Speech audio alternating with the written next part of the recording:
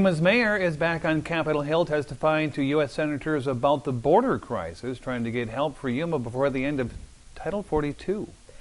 Our very own Adam Klepp joins us from the border with what he's asking for. On the East Coast, D.C. lawmakers are still going back and forth about border issues. Meanwhile, in Yuma, the wall gaps are still open. A local nonprofit is being denied federal funding, all while another migrant surge is expected after May 11th, marking the end of Title 42.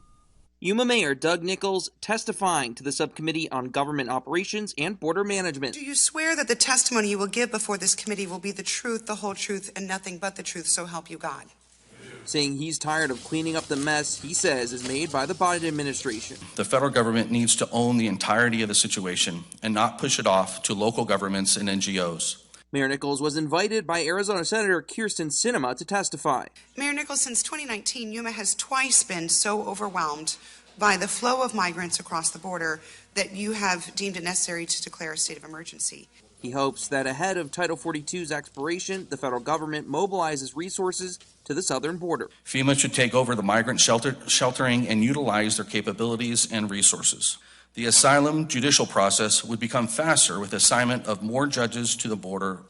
And we'll have continuing border coverage tomorrow. I'll be speaking with Yuma Border Patrol's sector chief as she's giving a press conference about the dangers migrants face when they illegally cross the border. Reporting in Yuma, Adam Klepp, News 11.